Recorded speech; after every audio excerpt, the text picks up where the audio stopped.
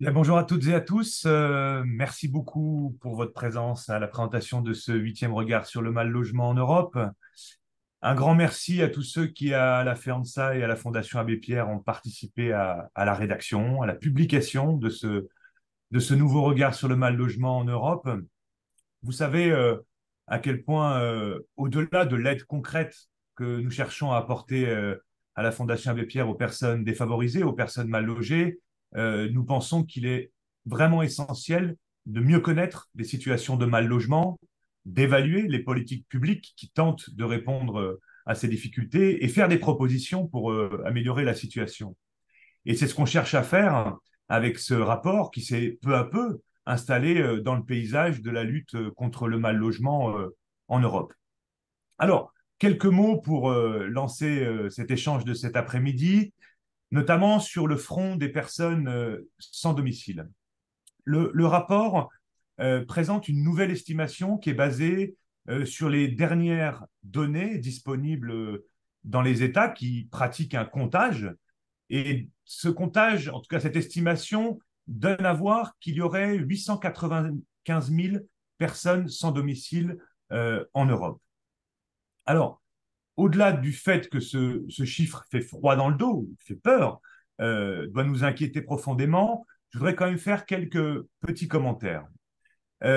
D'abord dire que c'est une estimation basse, dans la mesure où elle ne tient pas toujours compte des places disponibles, par exemple dans les dispositifs d'accueil des personnes exilées ou migrantes, ni ne tient compte de celles qui vivent dans des logements informels. Donc quand on dit 895 000 personnes sans domicile, il faut bien comprendre que en réalité, le chiffre est plus élevé. L'autre facteur que je souhaitais souligner, c'est que on constate une tendance inquiétante à la hausse dans la grande majorité des États au sein desquels ces données sont disponibles. Seuls 4 pays voient leur nombre de personnes sans domicile diminuer. 4 pays qui, comme nous le verrons, se sont engagés dans une politique du logement d'abord, Housing First, donc qui montre aussi l'efficacité de cette approche politique. Autre constat, c'est que le système de réponse d'urgence a atteint son point de rupture. On trouve désormais des familles avec des enfants, parfois en bas âge, qui vivent dans les rues, qui vivent dans les centres d'hébergement d'urgence, comme c'est le cas par exemple en France ou en Irlande. Et ça, on ne peut pas le laisser en l'état, il faut un sursaut de la part des pays qui sont confrontés à ces difficultés. Euh, ces constats qui sont profondément inquiétants nous conduisent à réaffirmer l'importance, le caractère déterminant du déploiement de politiques de logement d'abord pour répondre à ces besoins, et puis plus largement du développement de politiques sociales du logement qui soient plus ambitieuses en termes d'investissement dans le logement social, dans le logement abordable, et puis dans le financement de l'accompagnement pour soutenir l'ensemble de ces personnes et de ces familles en grande difficulté.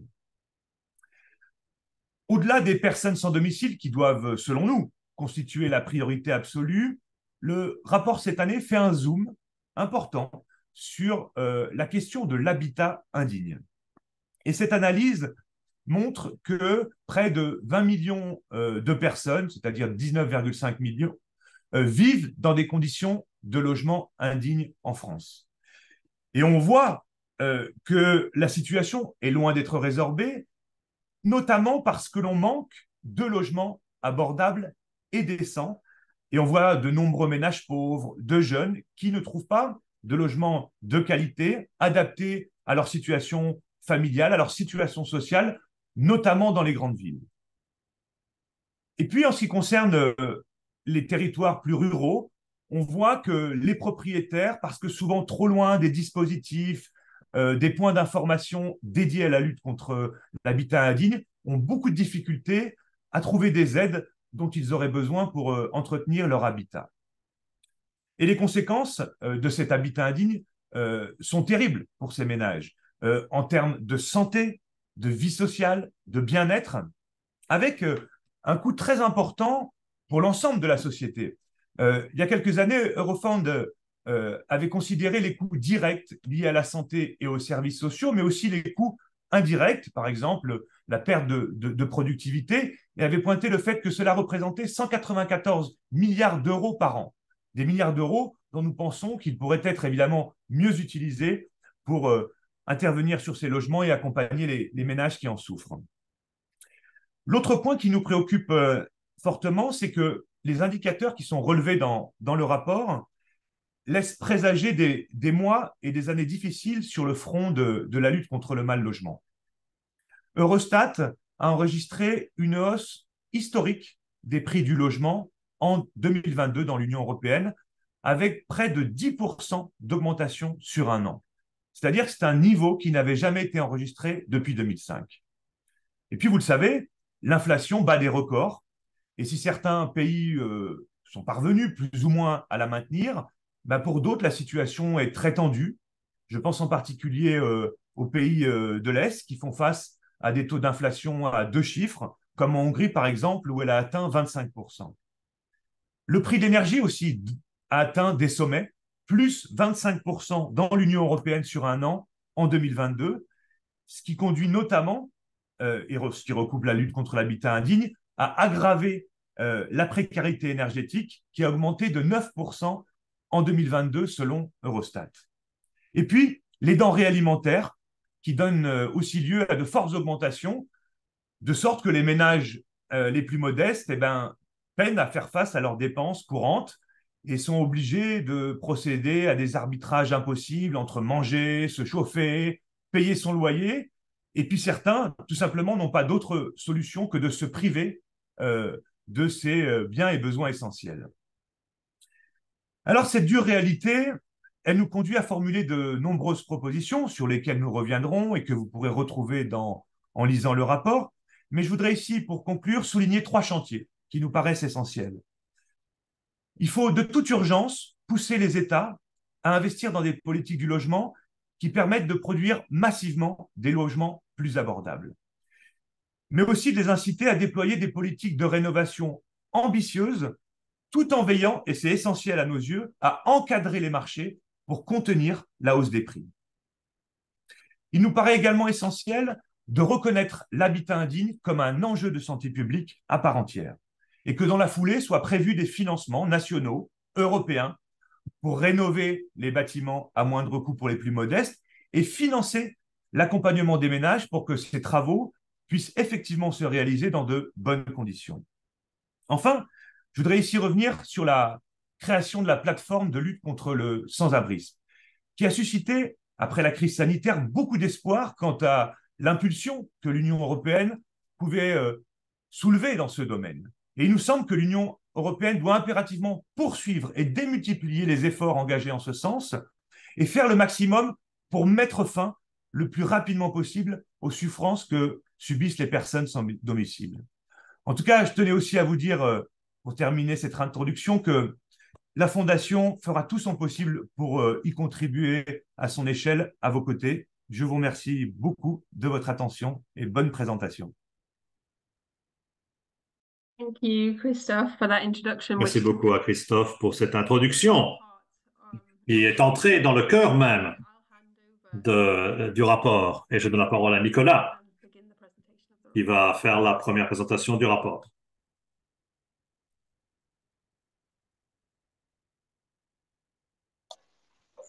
Bonjour à toutes et à tous. Donc, je vais vous présenter le rapport. Enfin, on va vous présenter le rapport avec Sarah et Maria. Donc, je vais commencer par vous présenter rapidement la structure générale du rapport. Il se divise en 4 chapitres. Un premier chapitre axé sur l'exclusion du logement. L'objectif principal de ce chapitre est de dresser un état des lieux statistique du sans-abrisme en Europe. Vient ensuite le chapitre thématique consacré cette année à l'habitat indigne, comme ça a été dit. Ce chapitre qui vous sera présenté par Sarah vise à donner un aperçu du phénomène, de ses conséquences et des moyens de l'endiguer.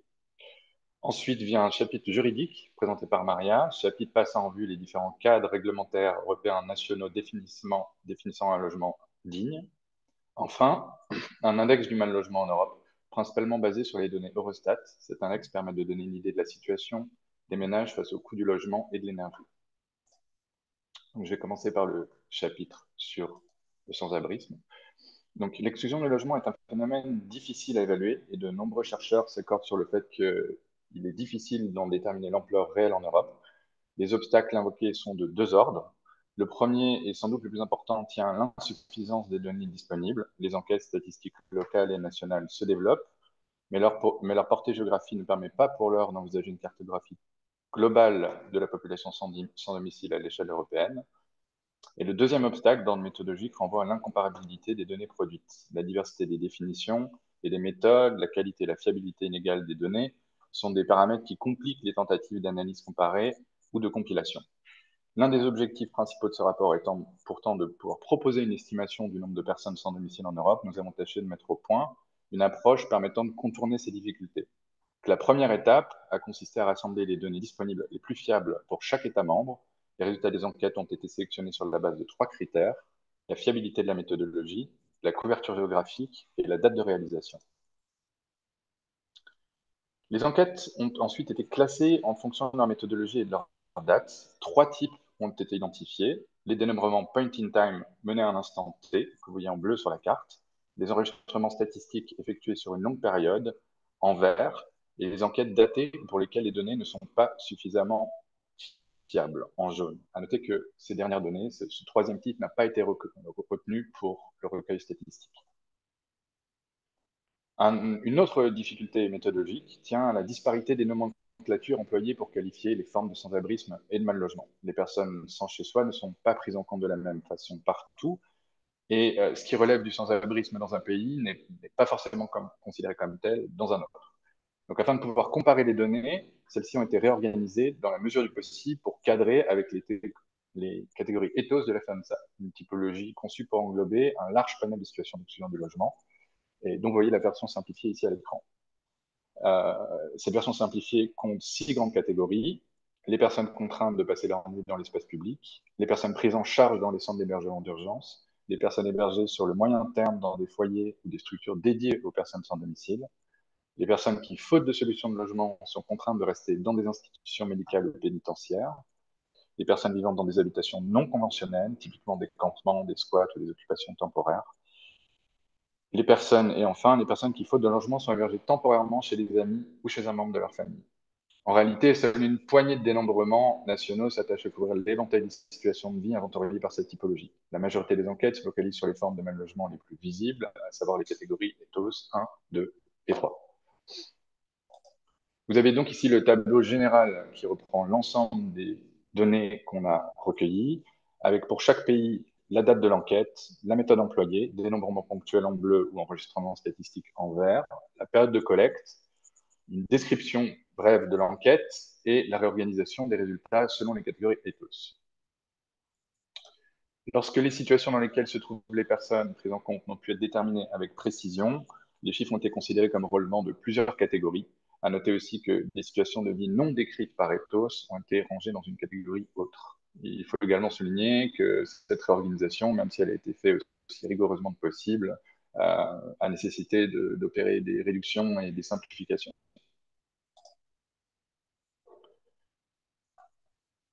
Partant de cette organisation des données, donc, il est possible de proposer une estimation du nombre de personnes sans domicile en Europe.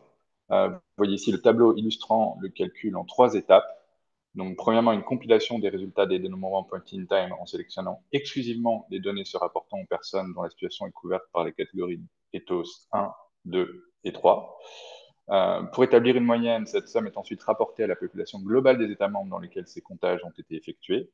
Et pour finir, le pourcentage, donc 0,174%, est appliqué à l'ensemble de la population européenne afin d'obtenir une estimation du nombre de personnes sans domicile. En se fiant au résultat de cette extrapolation à l'échelle européenne, au moins 895 000 personnes seraient à la rue, hébergées en urgence et prises en charge dans les foyers d'accueil. Je vais maintenant vous présenter rapidement quelques statistiques nationales qui permettent de prendre la mesure des disparités existantes entre les pays. Donc en Allemagne, pour la première fois, l'Allemagne dispose d'un système pour la première fois en 2022, un système de collecte des données sur le sans-abrisme à l'échelle nationale. Selon les données de l'Office fédéral de la statistique et les enquêtes complémentaires menées par 2 instituts de recherche, 262 000 personnes, 645, étaient sans abri et mal logées en 2022. Les résultats permettent d'identifier 3 sous-groupes: les personnes contraintes de passer la nuit dans l'espace public, majoritairement des hommes âgés de 30 à 50 ans, les personnes hébergées dans les centres d'accueil, en grande partie des réfugiés statutaires vivant en ménage avec leurs enfants, et les personnes hébergées chez des amis ou dans la famille, groupe qui compte une proportion importante de femmes, souvent jeunes. En Irlande, le ministère du Logement, du gouvernement local et du patrimoine publie tous les mois un rapport sur le nombre de bénéficiaires hébergés dans les centres d'hébergement d'urgence supervisés par l'État. Au cours de la semaine du 24 au 30 décembre 2022, 11 632 personnes étaient prises en charge dans ces centres. Les hommes représentaient 45% du public accueilli, les femmes 26% et les enfants 29%. Le nombre de personnes faisant appel aux services d'hébergement a augmenté de 40% au cours des 2 dernières années. Selon plusieurs observateurs, l'explosion du sans-abrisme en Irlande tient en grande partie à une pénurie de logements sociaux et abordables, résultant elle-même des mesures de restriction prises pour endiguer la crise financière en 2008. Depuis 2007, le Centre danois de recherche en sciences sociales conduit tous les 2 ans une enquête nationale sur le sans-abrisme. Au total, 5 789 personnes ont été dénombrées en 2022. 9% d'entre elles étaient contraintes de dormir à la rue, 4% étaient prises en charge dans des abris de nuit, 51% séjournaient dans des hôtels, des foyers ou des logements de transit, 3% demeuraient dans des institutions faute de logement et 20% séjournaient chez des tiers. Entre 2017 et 2022, l'effectif des personnes sans abri et mal logées a diminué de 13%. Cette baisse significative contraste avec une augmentation continue jusqu'en 2017, date à laquelle le total des personnes dénombrées a atteint 6 635 personnes. Enfin, et pour terminer, en Finlande, le Centre de financement et de développement du logement mène une enquête annuelle sur l'exclusion du logement depuis la fin des années 80. En novembre 2022, 3 686 personnes sans domicile ont été dénombrées. 21% d'entre elles étaient à la rue, en hébergement d'urgence ou dans un foyer. 9% vivaient dans une institution faute de logement. 70% séjournaient chez des amis ou dans la famille. En 1987, la Finlande comptait plus de 17 110 personnes sans domicile. Ce chiffre a diminué de 78% sur le long cours. Pour chaque enquête menée entre 2010 et 2022, une baisse du nombre de personnes sans domicile a été enregistrée. Le succès de la Finlande tient en grande partie à une stratégie nationale intégrée combinant aide financière, services d'accompagnement ciblés et développement du parc locatif. Enfin, ici sur le slide, vous avez plusieurs enquêtes menées à l'échelle des villes.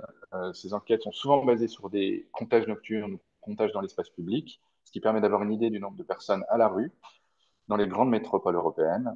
Donc ici, vous voyez qu'on a dénombré 1063 personnes à Barcelone en 2022, 965 à Berlin en 2020, 719 à Bruxelles en 2020 et 2598 à Paris en 2022. Et enfin, je vais terminer ce premier chapitre avec ce slide sur les engagements européens. Christophe Robert en a dit un mot en introduction, je ne vais pas m'étendre longuement. Donc en fait, la plateforme a été lancée en 2021 dans le cadre du plan d'action du pilier européen des droits sociaux. C'est la toute première initiative politique européenne pour combattre l'exclusion du logement. Les États membres, les institutions européennes et les différentes parties prenantes se sont engagés à travailler ensemble pour mettre fin au sans-abrisme d'ici 2030. Il s'agit d'une avancée majeure en matière de droits sociaux, domaine dans lequel les compétences de l'UE sont limitées. Pour autant, les ambitions des instances européennes ne pourront pas se substituer à la volonté politique des autorités locales, régionales et nationales. Pour ne pas se résumer à de vagues intentions, l'époque doit pouvoir soutenir concrètement l'amélioration des politiques et des services. Elle devra aussi progressivement s'assurer que toutes les politiques européennes concernées jouent leur rôle dans la prévention et la prise en charge du mal logement. Je vais maintenant passer la parole à Sarah pour le chapitre sur l'habitat indigne. Merci beaucoup. Bonjour à tous. Merci de votre présence aujourd'hui. Donc, je vais vous présenter le chapitre. Je suis Sarah Koupchou, responsable Europe de la Fondation Abbé Pierre, et je vais vous présenter le chapitre dédié à l'habitat indigne en Europe.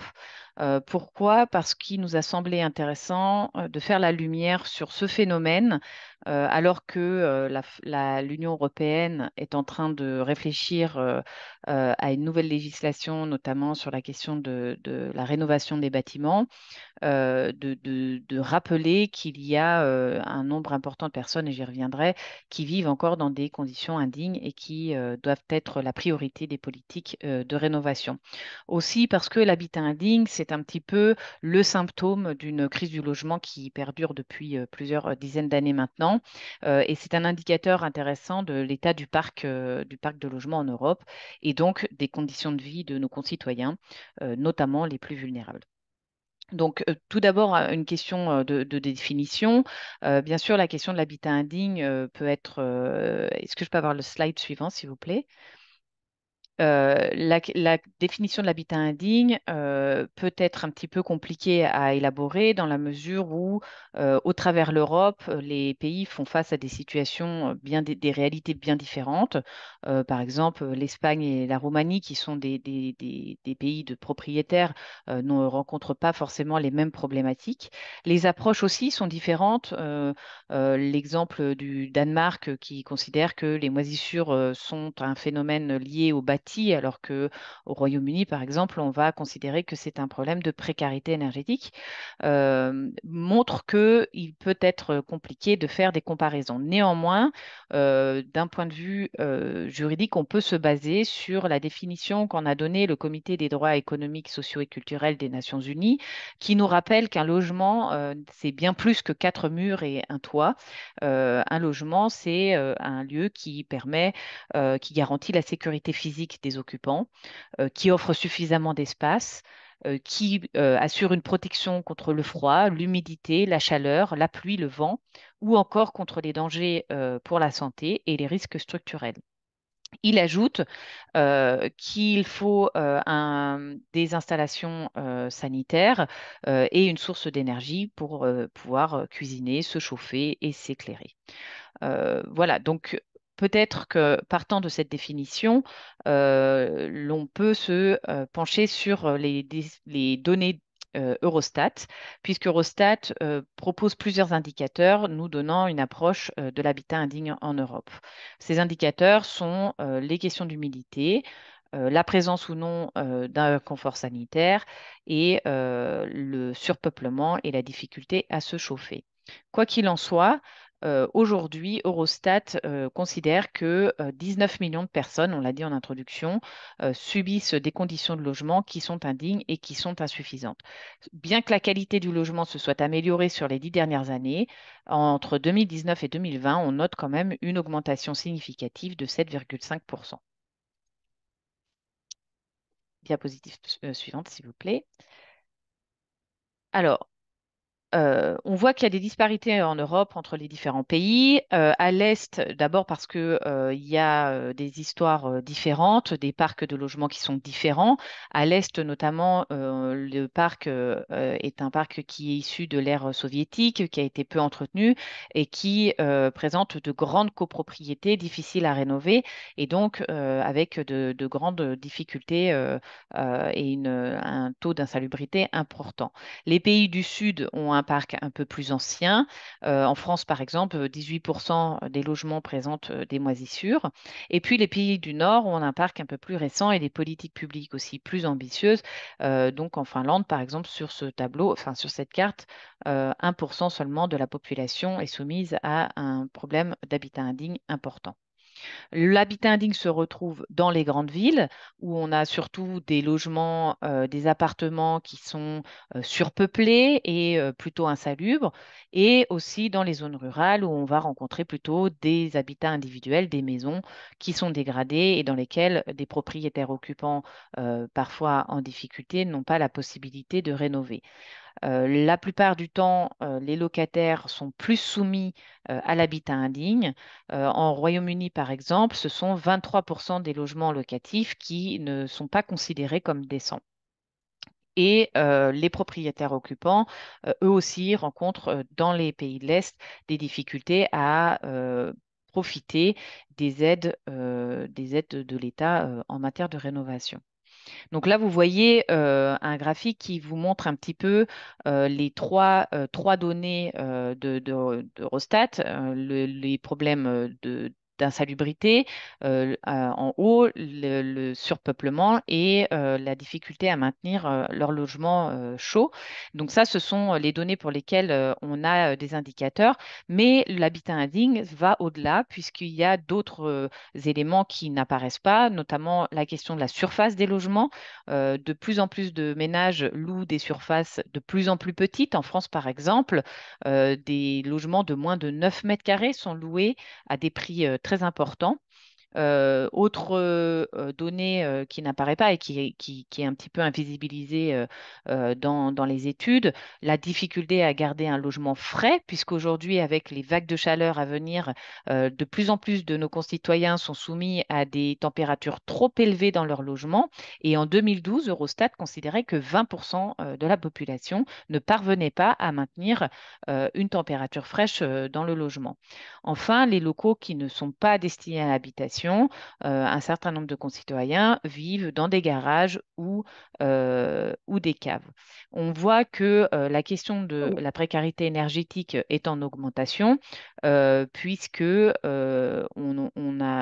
relève une hausse importante de 6,9 points pour atteindre 9,3% de la population totale qui est en précarité énergétique. Alors, quelles sont les conséquences?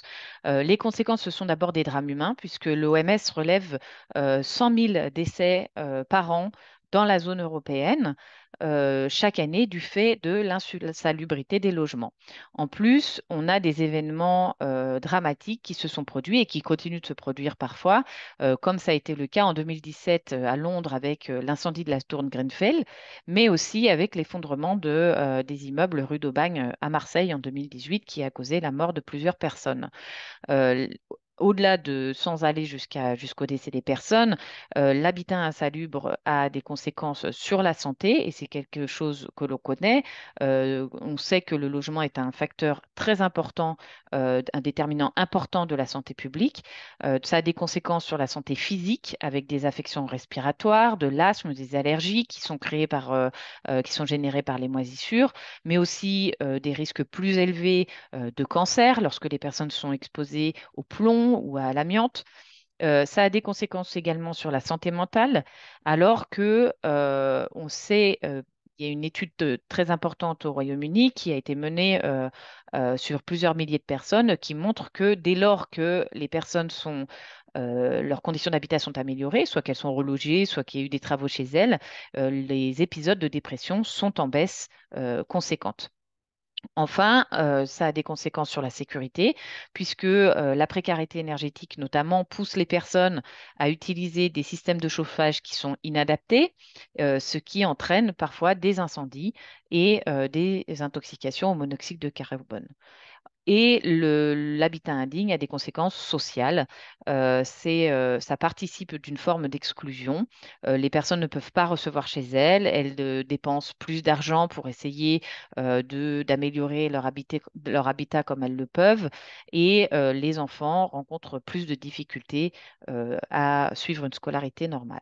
Or, tout cela a un coût, on l'a dit en introduction, et Eurofond l'avait d'ailleurs noté en 2016 et avait considéré que le coût de l'habitat indigne en Europe s'élevait à 194 milliards d'euros par an, un coût qui pourrait être amorti très rapidement, notamment si on rénovait l'ensemble des logements en 18 mois, simplement avec les économies réalisées dans les systèmes de santé. Donc, on voit que au cœur de la rénovation du logement, il y a aussi un enjeu de santé publique et c'est pourquoi, dans nos recommandations, nous estimons que l'Union européenne, comme les États membres, doivent reconnaître l'habitat indigne comme étant un problème de santé publique et doivent être pris en charge à ce titre de façon importante. Cela suppose quoi? Des financements pour la rénovation, pas seulement la rénovation thermique, mais la rénovation globale, c'est-à-dire une rénovation qui tient compte de l'ensemble des problématiques du bâti et pas seulement de la performance énergétique, parce que parfois, changer le système de chauffage suffit à changer de classe énergétique, mais ne suffit pas à sortir de l'habitat indigne. Et évidemment, des financements pour permettre un accompagnement adéquat des ménages qui vivent en habitat indigne dans la mesure où une partie de ces ménages présentent des difficultés sociales qu'il convient d'accompagner. lutter contre l'habitat indigne, c'est aussi lutter contre la pénurie de logements, parce que bien sûr, ce type d'habitat se développe dans un marché qui est tendu. Donc cela suppose de réguler les marchés du logement par des mesures de protection des locataires, par des mesures aussi d'encadrement des loyers ou d'encadrement des prix et de pouvoir avoir une législation stricte, notamment sur les questions d'habitabilité, et de pénaliser les propriétaires qui profiteraient d'un marché extrêmement tendu. Euh, Bien sûr, la pénurie de logements abordables de bonne qualité participe de ce phénomène et donc nous appelons les États et l'Union européenne à développer le logement abordable, à développer une offre de logement social, mais aussi à utiliser la rénovation comme un levier pour produire du logement très social, comme ce qui peut se faire de façon locale en Écosse, par exemple, avec un programme qui s'appelle Home for Good et qui rénove du logement pour faire du logement très social de qualité, ou le programme Toi d'abord de la Fondation Abbé Pierre, qui produit du logement très abordable et performant d'un point de vue énergétique. Les politiques de rénovation urbaine doivent tenir compte des personnes, les aider à participer aux projets qui sont menés dans les villes. Et bien sûr, nous comptons sur l'Union européenne pour protéger les ménages vulnérables dans le cadre de la vague de rénovation énergétique et éviter, avec des garde-fous sociaux, d'avoir une continuité dans cette hausse des prix du logement et éviter les phénomènes de gentrification. Voilà, n'hésitez pas à vous reporter au rapport qui contient bien sûr beaucoup plus d'exemples nationaux. Merci beaucoup.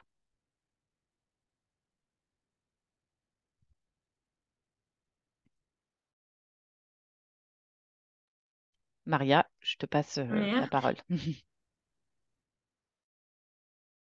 Thank you. Can you hear me? Merci beaucoup. Est-ce qu'on m'entend? Il y a un écho énorme. Bon, j'espère que vous m'entendez. Bonjour. Je m'appelle Maria. Je suis chargée de mission pour la FEANSA. Je m'occupe d'un projet qui est mené conjointement avec la Fondation Abbé Pierre. Il s'agit de développer des outils juridiques pour aider les organisations qui luttent en faveur des droits des personnes sans abri. Chaque année, dans le regard sur l'exclusion du logement, il y a un chapitre juridique et cette fois-ci, je vais vous parler plus en avant de ce chapitre. Bon, tout d'abord, je vais vous montrer les organisations qui ont collaboré à notre réseau. Bon, je suis véritablement désolée de ne pas pouvoir résumer le contenu du chapitre de manière très détaillée. Alors, tout d'abord, nous nous sommes penchés sur le texte de la Convention internationale sur les droits économiques, sociaux et culturels des Nations Unies.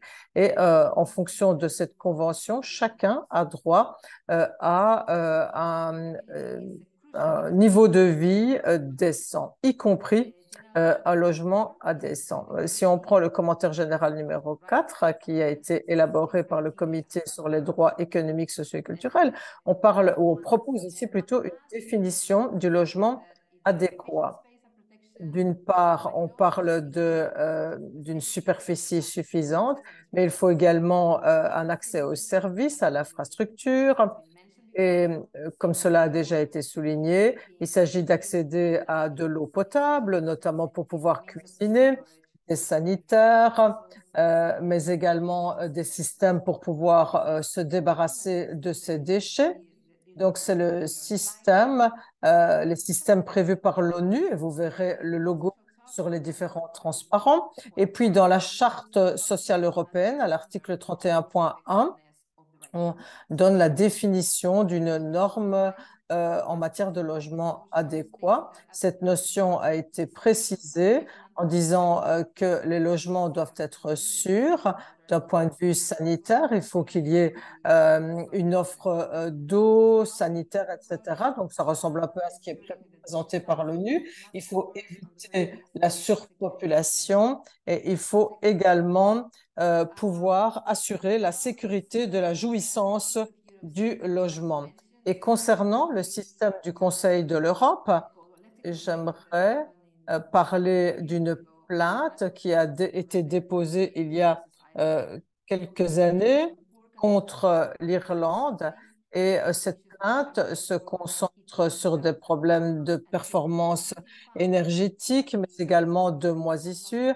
Et le comité a considéré que le gouvernement irlandais n'avait pas pris suffisamment de mesures pour s'attaquer à ces différents problèmes. Et c'est sur cela qu'on s'est basé pour proposer des actions juridiques dans le cadre de notre projet.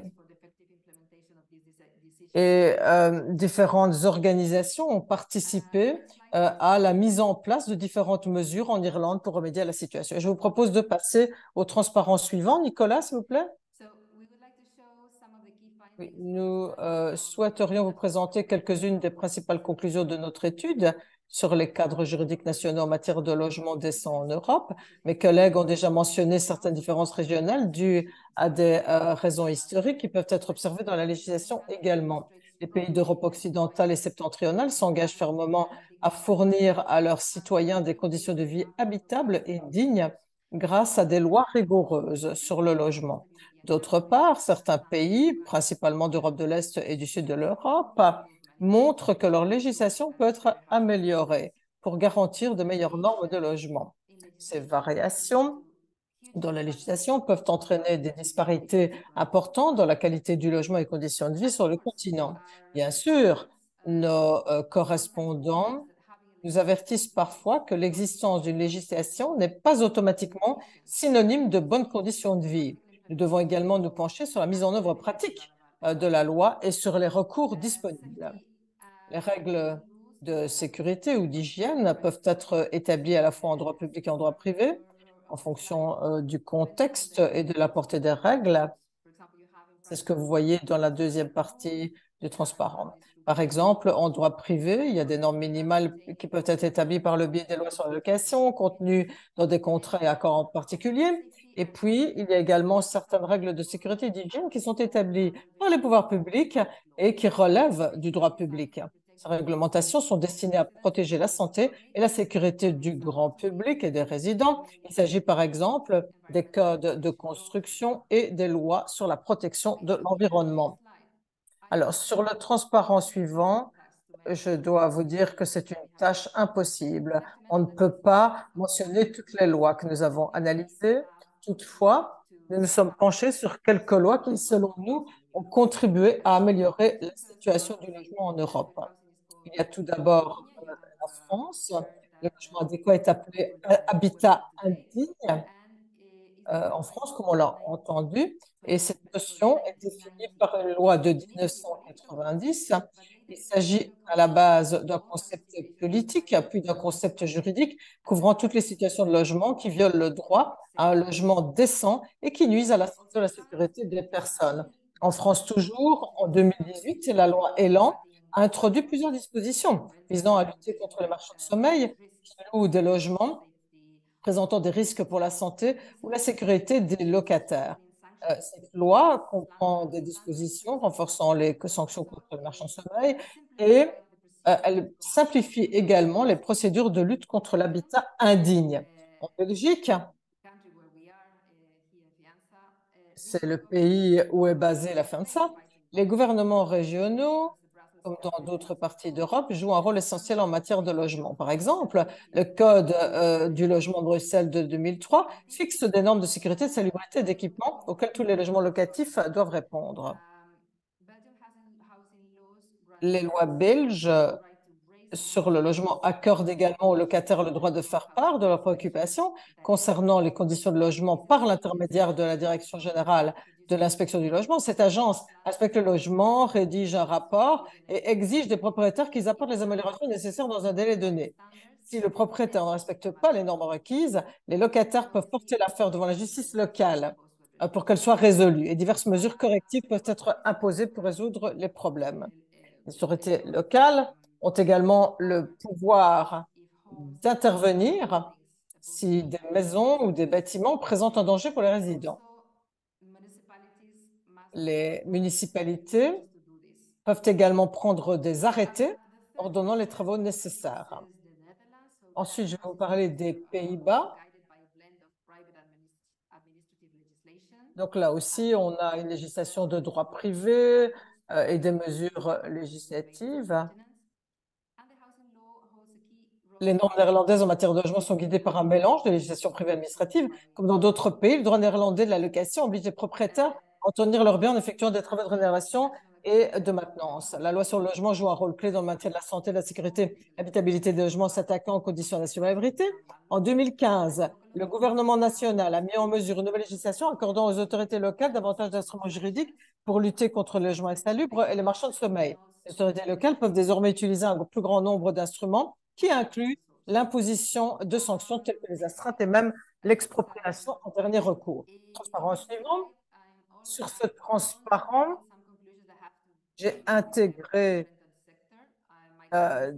des normes qui concernent le secteur privé, puisque mes collègues ont déjà exposé les différences entre la situation des propriétaires. Et on s'est également rendu compte que dans le secteur privé, il y avait énormément de problèmes dans plusieurs pays européens, malgré l'existence de réglementations visant à protéger les locataires. Alors, souvent, le secteur de la location privée repose en grande partie sur la réglementation des relations entre les propriétaires et les locataires au niveau du contrat de location individuelle. Cette réglementation exige souvent que les locataires signalent les problèmes de logement et ne prennent donc pas en compte les relations de pouvoir dans la relation locataire-propriétaire. Il est donc difficile pour les locataires de signaler des problèmes et l'occupant se retrouve dans une position vulnérable dans un contexte de pénurie de logement. Il est donc nécessaire, selon nous, d'élaborer de nouvelles réglementations qui peuvent contribuer à combler les lacunes de cette approche contractuelle en introduisant des mécanismes de régulation qui reposent sur une logique sous-jacente différente. En ce qui concerne les bonnes pratiques, et si on se penche sur la plupart des législations en Europe, on voit que certaines pratiques peuvent être transformées en recommandations. Nous suggérons que des alternatives aux procédures judiciaires longues et compliquées soient explorées afin de garantir que les litiges entre propriétaires et locataires soient résolus rapidement et efficacement. La fourniture ou l'offre plutôt de conseils juridiques et d'une assistance juridique aux locataires est essentielle, en particulier dans le contexte de marché du logement difficile. Des approches innovantes telles que les sanctions correctives des Pays-Bas et les rénovations menées par les locataires en Pologne offrent des solutions flexibles qui vont au-delà des voies juridiques traditionnelles.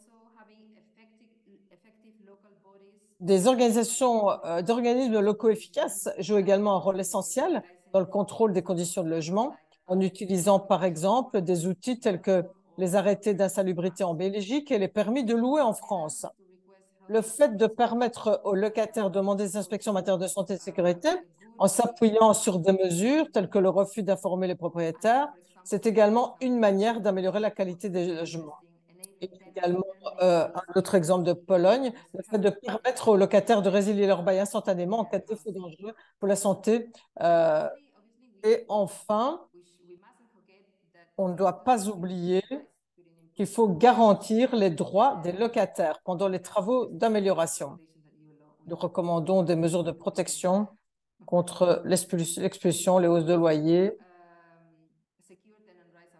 Donc, nous devons garantir les droits des locataires pendant les travaux d'amélioration, comme je le disais. Nous recommandons que des mesures de protection soient prises contre l'expulsion, les hausses de loyer injustes ou les conditions d'habitation dangereuses. Et nous passons au dernier transparent. Quelques recommandations qui sont liées au niveau européen. Comme on l'a dit à plusieurs reprises, le champ d'application du droit européen recoupe celui du logement dans plusieurs dimensions. Il y a quelques années, des projets tels que Tenlo a plaidé en faveur d'une plus grande coordination de l'UE en matière de logement, reconnaissant son importance. Par exemple, on a suggéré que la méthode ouverte de coordination soit utilisée. Dans ce contexte, il est important également de parler du droit des consommateurs, qui joue un rôle crucial dans la protection des droits des locataires contre les pratiques abusives des propriétaires. L'accent mis par l'UE sur la responsabilisation des consommateurs s'étend au logement, en veillant à ce que la protection des locataires s'inscrive dans le cadre d'objectifs politiques plus larges. Je parle beaucoup des locataires, comme vous l'aurez constaté, mais nous pensons que l'harmonisation des droits des locataires et des consommateurs est essentielle. Les locataires doivent bénéficier de la même protection que les consommateurs d'autres produits. Enfin, et j'espère que cela complète ce que mes collègues l'ont dit. En tout cas, si vous trouvez que c'est intéressant, jetez un coup d'œil au rapport complet et au chapitre spécifique que je viens de vous présenter. Merci beaucoup pour votre attention. Je vais reprendre la parole très rapidement pour vous présenter donc, le tout dernier chapitre. On est déjà un petit peu en retard. Je vais évoquer très rapidement.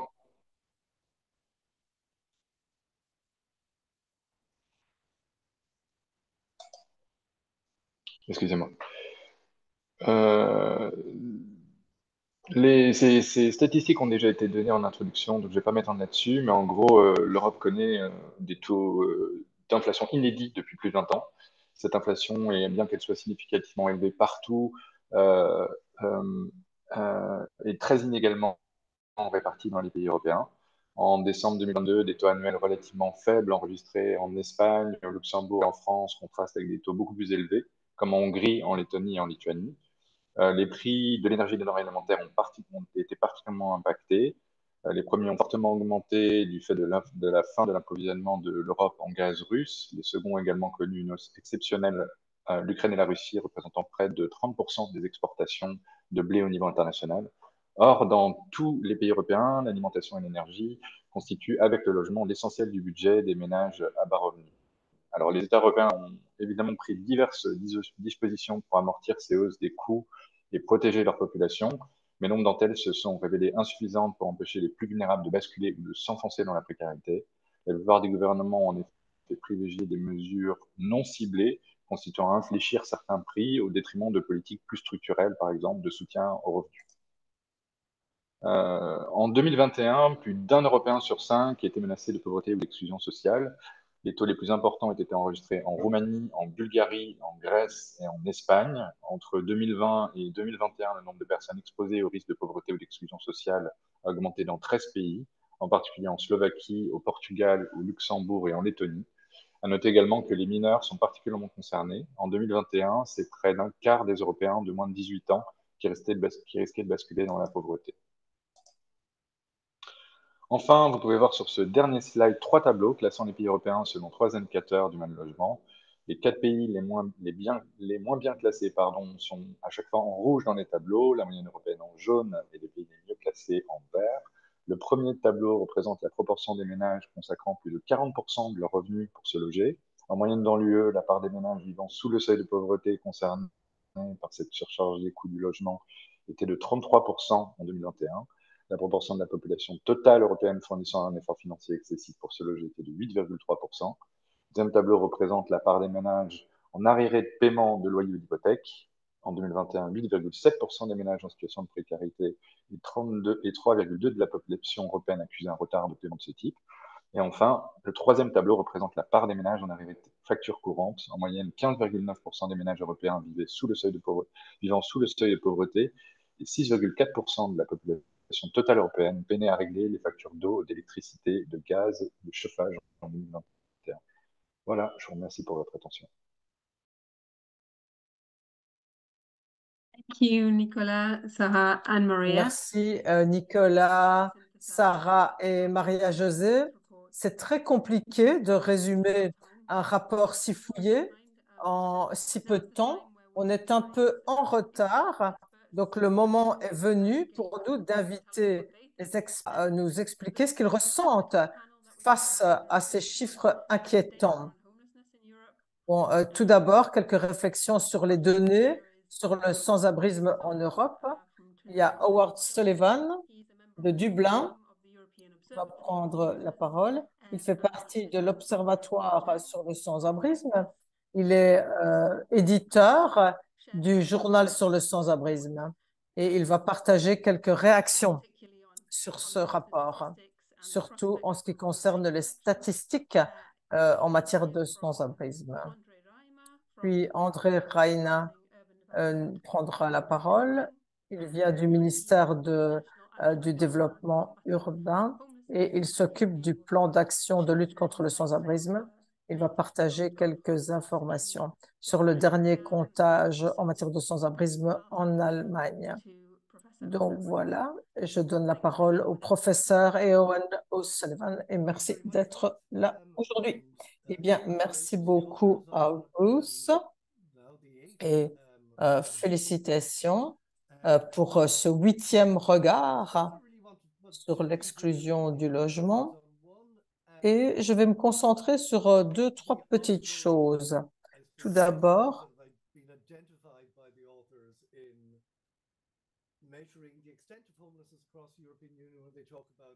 la difficulté à mesurer le sans-abrisme dans l'Union européenne à cause des différentes définitions qui sont utilisées. Il y a également le problème de fiabilité et de qualité des données qui rend difficile la comparaison entre les différents États membres.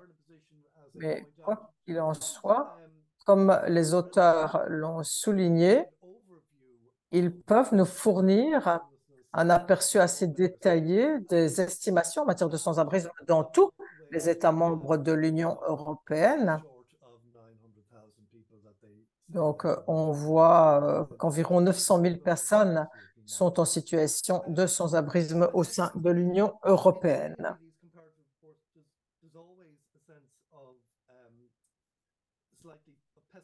Quand on voit ce type de chiffres, on a toujours tendance à sombrer dans le pessimisme, à se dire qu'on n'y parviendra jamais à cause des problèmes de définition différentes. Mais après avoir réfléchi au cours des dernières semaines, et étant donné que j'ai une assez longue expérience, je me rends compte qu'en 1992, des rapports sur le sans-abrisme étaient déjà rédigés. C'était même le premier rapport de l'Observatoire qui était une première tentative de mesurer le sans-abrisme. On essayait à l'époque de définir le sans-abrisme et on disait qu'une personne sans-abri est une personne qui a dû quitter son logement et qui ne parvient pas à recevoir d'aide d'agences locales. Vous voyez que la définition est assez courte et puis on voit que la situation a évolué. Alors, ensuite est arrivé le classement Ethos, qui est de plus en plus utilisé. Je pense qu'au niveau conceptuel, cette classification est assez largement acceptée. En tout cas, je pense qu'on a réalisé un beau parcours. Si on analyse ce qui s'est passé entre le premier rapport de l'Observatoire en 92 et le développement d'Ethos, et je pense qu'on ne doit pas oublier les avancées qui ont été engrangées avant d'arriver à ces différentes éditions du regard sur l'exclusion du logement. Le 3e rapport de l'Observatoire a été publié quelques années plus tard, au moment où on n'était qu'à 12 États membres au sein de l'Union européenne.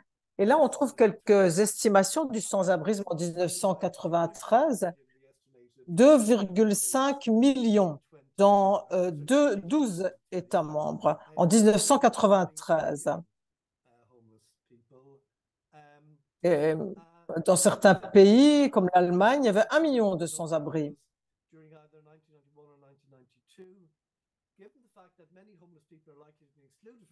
Et on estime également à l'époque qu'il y a au moins 5 millions de sans-abri au sein de l'Union européenne. Et c'est vrai que la méthode utilisée était assez brute à l'époque, elle n'était pas très scientifique, d'où la variation de chiffres. Et aujourd'hui, pour l'Allemagne, et d'ailleurs on a un chiffre national, ça représente un quart des estimations formulées en 1992. Donc, je ne sous-estimerai pas l'étendue des changements qui se sont produits. On voit que maintenant, on peut mesurer le sans-abrisme de manière beaucoup plus scientifique. Donc, bien sûr, il reste de grandes différences entre les États membres en ce qui concerne la qualité de la définition, mais à l'époque, les estimations étaient très vagues. Et on voit également qu'il y a beaucoup de points d'interrogation dans les rapports de l'époque. Donc finalement, on a parcouru un long chemin en utilisant la typologie ethos. Ça nous permet de mieux mesurer l'exclusion du logement. Donc c'est vrai qu'on peut toujours sombrer dans le pessimisme en lisant ce rapport parce qu'il y a des grands écarts, mais il faut néanmoins se mettre un peu de baume au cœur en pensant à tout le chemin que nous avons parcouru depuis 1992. Et je pense que maintenant, on entre dans une nouvelle phase grâce à ce qui se passe maintenant, la création de la plateforme européenne, l'Union européenne qui finance également un comptage, un objectif a été également fixé dans la lutte contre le sans-abrisme. Et si on veut éradiquer le sans-abrisme d'ici à 2030, il faudra bien trouver un outil pour évaluer les avancées dans ce combat. Mais à nouveau, ça a été une exigence de la FANSA pendant de nombreuses années. Et maintenant, on voit que cette attente a été rencontrée, même s'il y a des limites dans le rapport tel qu'il est rédigé. Mais en tout cas, on voit qu'au niveau local et au niveau des États membres, on a de plus en plus d'instruments statistiques qui nous permettent de mieux mesurer l'amplitude de ce phénomène du sans-abrisme. Et j'espère qu'on va pouvoir coordonner et peut-être harmoniser les méthodes pour qu'on ait des chiffres un peu plus harmonisés. En tout cas, je pense que notre voyage a été assez long et à une époque, on était même découragé du peu d'avancées, mais je pense qu'aujourd'hui, on peut se féliciter de l'étendue dans laquelle les choses ont évolué depuis lors. Et on voit que maintenant, les États membres se sont dotés de toute une série de méthodologies pour mesurer ces phénomènes et ces problématiques. Et on a meilleur aperçu du nombre de sans-abrisme, un point particulier, mais il nous faut encore des mesures concernant la dynamique du sans-abrisme, comment on tombe dans le sans-abrisme, comment on peut en sortir. Mais en tout cas, on a déjà des données plus sophistiquées qui vont nous permettre de démêler un peu cet écheveau.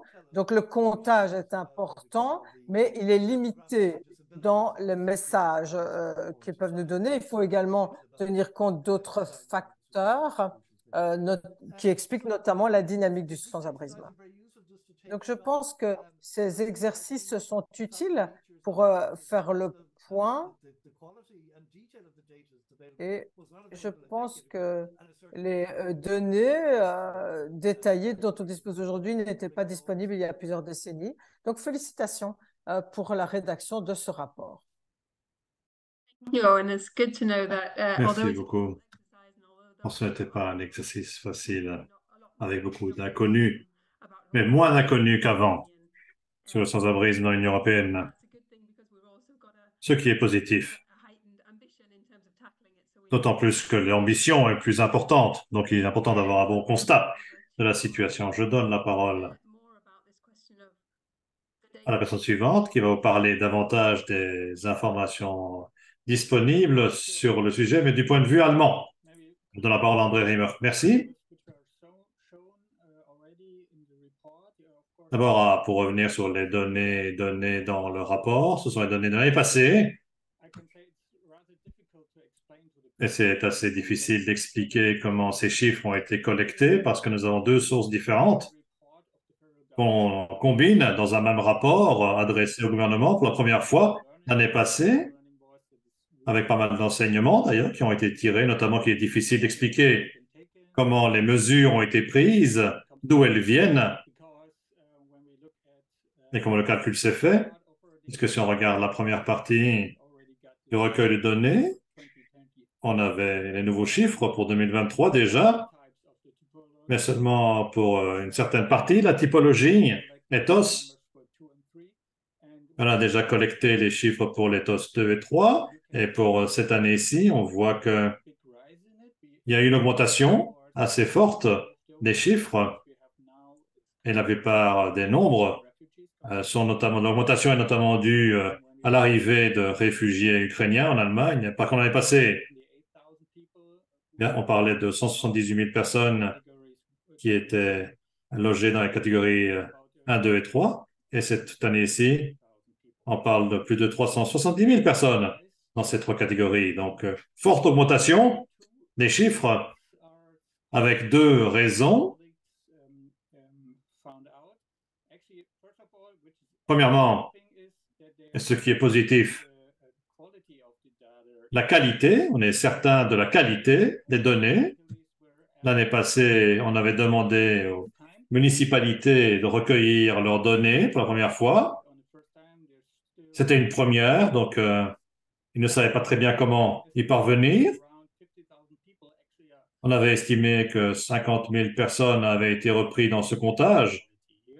50 000 personnes de plus cette année-ci, vu l'amélioration de la qualité du recueil de données, avec également l'augmentation due à l'arrivée de réfugiés ukrainiens,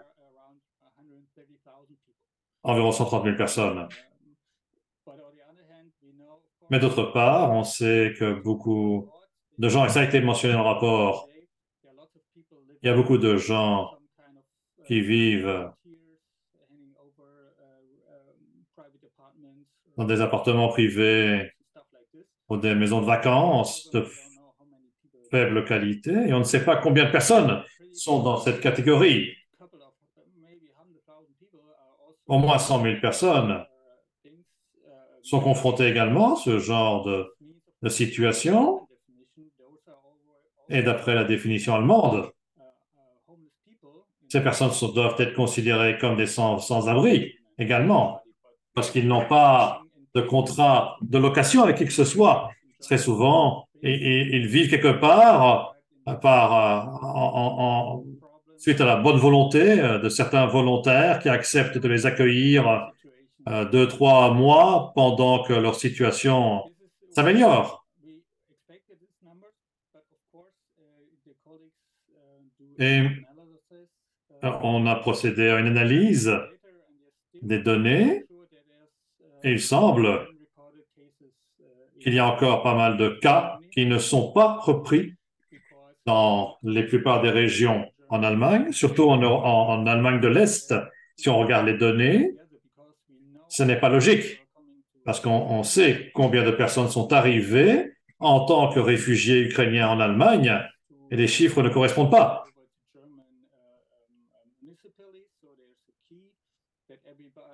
Et normalement, il y a une clé de répartition des réfugiés dans les municipalités allemandes qui sont tenues d'accueillir un certain nombre de personnes, et ces chiffres-là n'apparaissent pas dans les données. Donc, on doit encore trouver une solution pour que ces données-là apparaissent également dans les chiffres. Et pour ce qui concerne les personnes vivant dans leur famille ou chez leurs amis, c'est également un point qu'on doit améliorer. Pour l'instant, on ne réussit pas à comptabiliser ces cohortes-là. Il y a un centre de recherche en Allemagne qui a procédé à un premier rapport et qui participe maintenant à la préparation du second rapport. Et dans leur mandat, ils doivent notamment trouver des manières de capturer également ces groupes-là. Donc, ils doivent trouver des moyens pour y parvenir, sans doute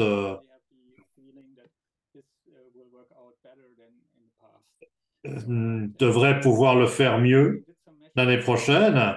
On a déjà quelques évaluations, notamment on a augmenté les taux d'échantillonnage de manière à améliorer la qualité des données, même si ça doit encore être amélioré. Et j'ajoute que le débat continue sur comment comptabiliser les personnes en institution.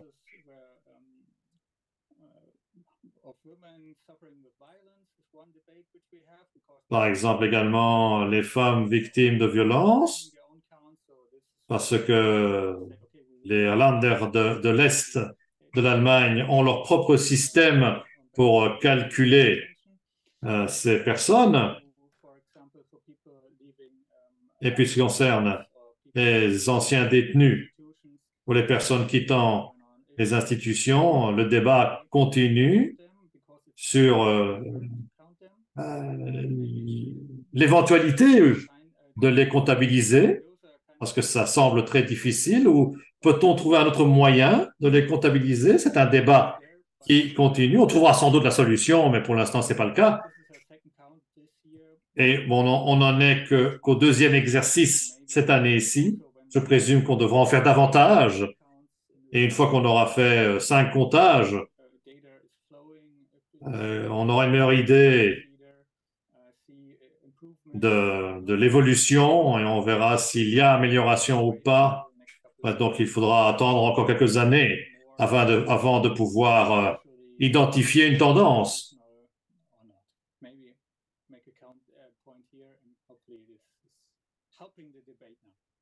J'espère que j'ai également contribué au débat.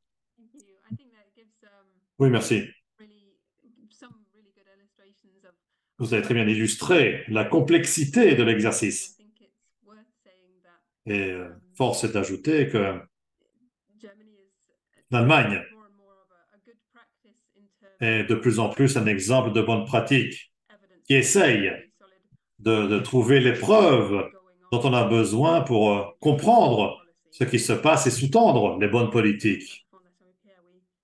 Et à la fin de ça, et la Fondation Abbé Pierre, on espère que cela se poursuivra dans le cadre notamment de la plateforme européenne de lutte contre le sans-abrisme.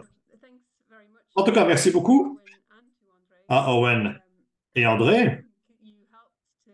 Ça nous aide vraiment. Ça nous a permis de montrer la complexité du recueil d'informations utiles et fiables sur le sans-abrisme, mais également l'importance de l'exercice pour l'élaboration de politiques. Et on a pu voir que des progrès sont possibles. Tout dépend de la volonté politique et des efforts entrepris pour comptabiliser le nombre de sans-abri et l'étendue du problème dans les différents pays. Notre panel suivant, nous avons invité 2 intervenants qui vont nous parler de la partie logement indigne. Hans Dubois, d'Eurofound, principal auteur du rapport sur le logement indigne en Europe. Et nous espérons qu'il pourra réagir à notre rapport et à nous expliquer qu'il y a des différences entre son analyse et éviter peut-être de fumer dans le micro. Merci beaucoup. Ça ne nous aide pas, dit l'interprète. Et il nous donnera une bonne illustration du problème. Et ensuite, nous écouterons comme Florent Hautemont de la ville de Marseille, qui va nous parler des perspectives locales à Marseille, la situation en matière de logement indigne et des mesures prises également sur un plan local pour combattre ce problème. Hans, d'abord. Merci. Merci beaucoup. Et puis, je demande à Florent d'éteindre son micro momentanément. Merci. Ce rapport est vraiment excellent. Il montre l'importance du sujet. Ce fut un plaisir de le lire. Et les exemples étaient vraiment intéressants. Et dans le rapport que nous avons publié, d'ailleurs, je mets un lien vers le rapport dans la fenêtre de conversation pour vous aider. Et dans notre rapport,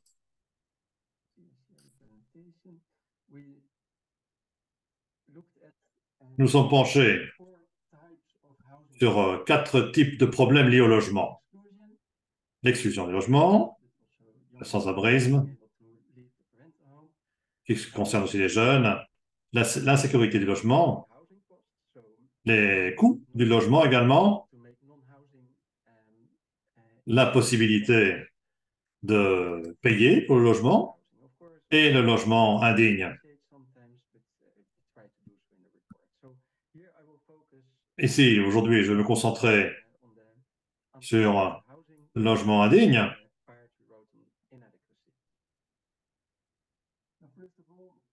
Tout d'abord, force est d'ajouter que dans notre rapport, nous nous concentrons sur les conséquences d'un logement indigne. Il y a des références notamment aux estimations d'Eurofound concernant les coûts de la mauvaise qualité du logement. Il est important de noter que les coûts ne sont pas toujours financiers, il y a également des coûts sociaux. C'est un droit au logement qui existe. Ce qui est souligné dans notre rapport. Qui plus est, notre estimation se concentre également sur l'inadéquation physique du logement. À côté, il y a d'autres problèmes, bien sûr, comme l'insécurité au logement, qui entraîne des problèmes de santé mentale, notamment dû au surendettement. Ensuite, dans notre rapport, on se concentre sur les coûts et les autres déterminants des coûts, sans oublier les coûts environnementaux pour la société. Autant de raisons politiques qui nous poussent à agir. Le rapport discute également du concept d'un logement indigne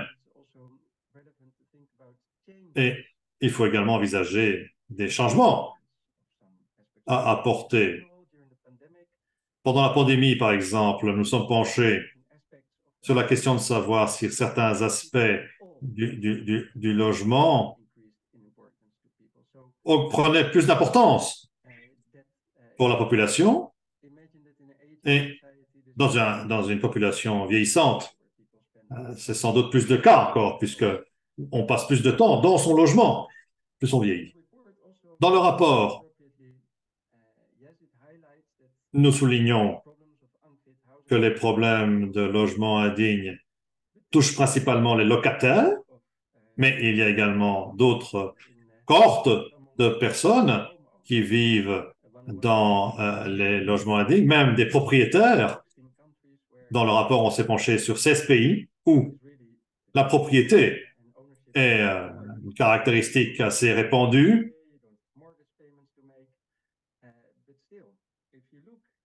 Que l'on ait encore à payer son logement ou pas. Et dans les 16 pays où il y a beaucoup de propriétés, en Europe du Sud notamment, en Europe de l'Est, et on voit que beaucoup de ces propriétaires vivent néanmoins en situation de pauvreté. C'est dû notamment à la faible efficacité énergétique de la maison et au paiement des factures de réseau. 50% des personnes qui vivent dans leur propre maison et qui n'ont pas d'hypothèque ont des difficultés à maintenir une température adéquate dans leur domicile. Bon, il y a des efforts qui sont menés dans les différents pays pour améliorer l'efficacité énergétique des logements et pour réduire la dépendance des ménages à acheter de l'énergie extérieure. Et il est important que ces politiques touchent les groupes à bas revenus. Donc, il ne suffit pas de proposer des subventions, mais de veiller également à ce que les mesures soient réellement prises. Et on mentionne également dans le rapport qu'il est très important de ne pas seulement se pencher sur l'efficacité énergétique, mais également, une fois que la maison est rénovée, il faut améliorer l'adéquation de manière plus générale. Et dans le rapport, on se penche également sur le taux de pauvreté, de forte exclusion du logement. Et on va au-delà de ce concept, et on y ajoute quelques observations, notamment, on s'est penché sur quelques aspects de l'efficacité énergétique et on a posé la question de l'isolation, qui est souvent perçue comme l'un des principaux problèmes. Autre deuxième problème, ça dépend des États membres, mais on parle notamment d'humidité en Belgique ou problème de location. Autre problème à mentionner, très souvent, quand on envisage ces données, quand on les compare avec les données sur les personnes en logement social et les personnes qui louent sur le marché privé, il y a deux distinctions. On ne mesure pas toujours la même chose, bien sûr, mais on se rend compte que quand on compare les locataires de logement social et les locataires privés, on s'aperçoit que les locataires des logements sociaux ont des revenus plus bas la plupart du temps. Et la plupart des problèmes s'aggravent, bien sûr, pour les personnes à bas revenus qui vivent dans des logements privés.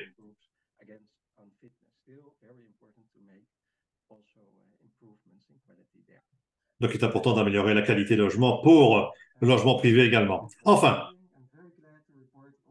les environs du logement, on parle notamment de la surpopulation, donc de l'environnement autour de la maison, qui ne peut pas être déconnecté, bien sûr, du logement. Les aspects physiques, sociaux, de l'environ, des environs du logement, peuvent atténuer ou aggraver les problèmes de logement.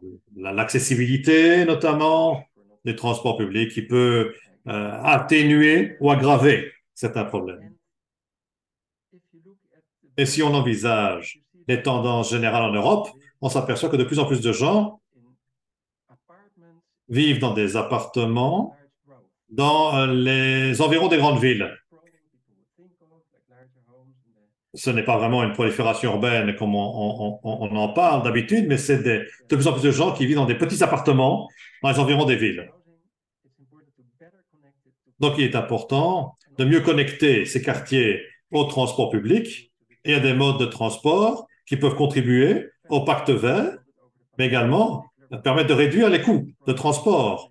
On s'est aperçu pendant le confinement qu'il est important d'avoir un accès facilité, notamment aux pistes cyclables. Donc, il est important, en d'autres termes, de réfléchir au-delà du logement. Merci.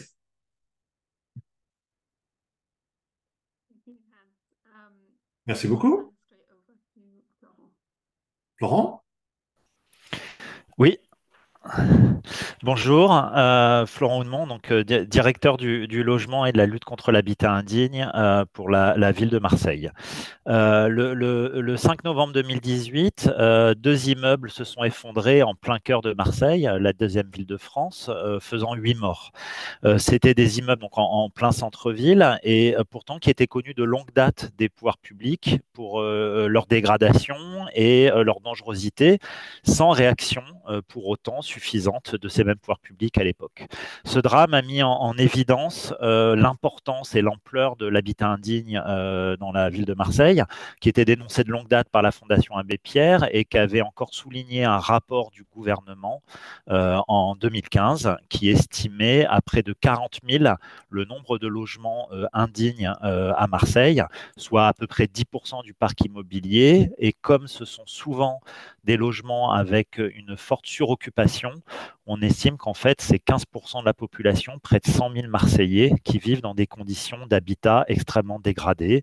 Donc, c'est soit des logements extrêmement dangereux pour leur sécurité, avec des risques d'effondrement, des risques électriques ou d'incendie, soit des logements dangereux pour la santé des occupants, des moisissures, de l'humidité, l'absence de chauffage, la présence de nuisibles, de plomb, avec en plus, de plus en plus, des problématiques donc, de froid important généré par l'humidité et le manque de chauffage l'hiver, voire d'effets caniculaires l'été dans cette ville du Sud. Ce drame de l'habitat indigne donc, est terrible socialement, mais quelles en sont les raisons profondes? L'analyse qu'on en fait, c'est qu'il faut comprendre qu'à Marseille, nous avons une population particulièrement pauvre par rapport à ce qu'on trouve dans la plupart des grandes villes de France.